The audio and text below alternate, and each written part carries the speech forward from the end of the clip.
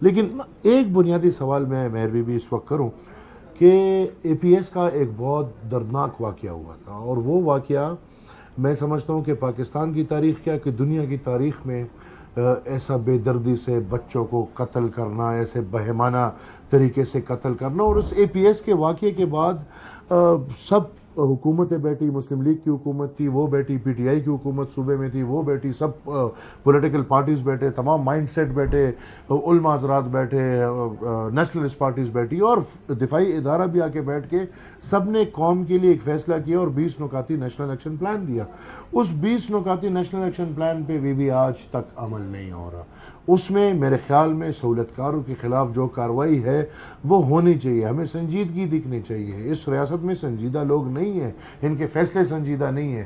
کل کو جس لوگوں نے 40,000 دہشت گردوں کو پاکستان میں لا کے ری سیٹل کیا ہے، کیا ان کے خلاف کوئی کارروائی ہونی چاہیے یا نہیں ہونی چاہیے؟ کل جو 102 بہت بڑے ٹیررسٹ قید میں تھے، اور جناب عارف علوی کے دستخط سے وہ 102 لوگ رہا ہوئے ہیں، جس میں اسی اے پی ایس کا ماسٹر مائنڈ ہے، جس کے بعد ہم نے نیشنل ایکشن پلان بنایا، ان کو رہا کس طریقے سے کیا گیا، کیا ان کے خلاف کوئی کارروائی ہوگی کہ نہیں؟ میرے خیال میں یہ بہت بڑے سوالات ہیں، اور ان سب سوالات کو صرف پارلیمان میں نہیں، قوم کے سامنے پیش کرنا۔ سر یہ بات آپ کی درست ہے، اہم سوالات ہیں، پارلیمنٹ کو اعتماد میں لینا چاہیے، لیکن آپ کو بتایا جا رہا ہے آج حکومت کی طرف سے کہ یہ نیشنل ایکشن پلان کا ہی تسلسل ہے۔ اپوزیشن جماعتوں کی جانب سے جو شدید تنقید آئی ہے، اس کے بعد شہباز شریف صاحب نے واضح کیا ہے کہ انسداد دہشت گردی کی مجوزہ مہم جو ہے وہ ویژن عزم استحکام میں ایک نئی و منظم فوجی کارروائی کی بجائے انٹیلیجنس بیس آپریشنز کو تیز کرنا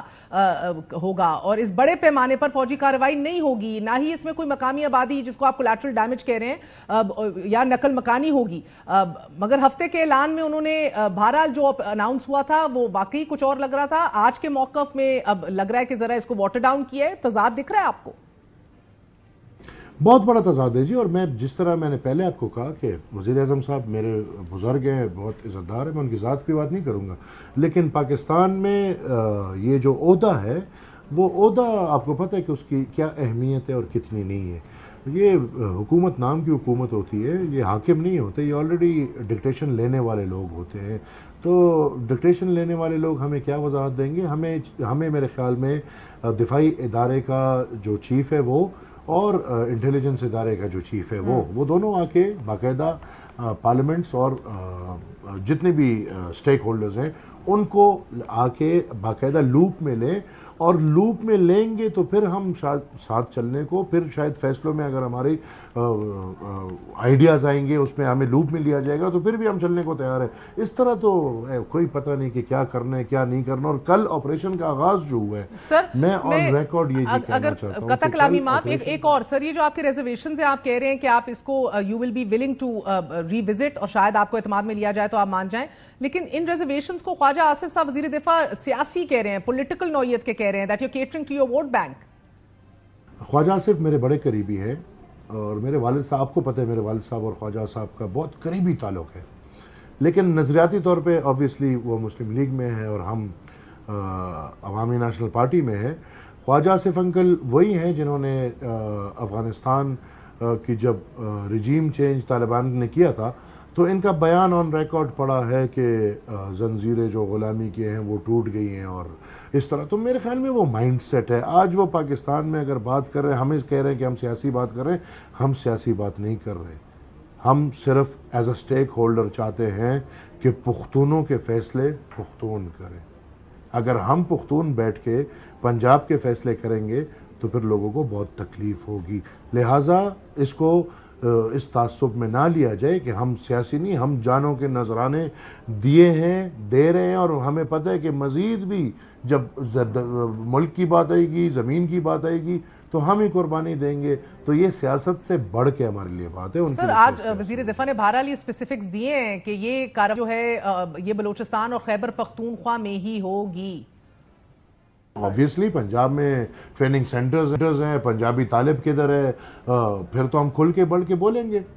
اس طرح تو نشاندہی دیکھیں آپ، پھر وہی ہو رہا ہے کہ بلوچستان اور پختونخوا ان کو مطلب پاکستان کے استحکام کے لیے ان کو قربانیاں دینی پڑے گی. لہٰذا اگر کرنا ہے تو بالکل کریں. دہشت گرد پنجاب میں جتنے دہشت گرد پڑے وہ میرے خیال میں پاکستان میں اور کہیں بھی نہیں ہے.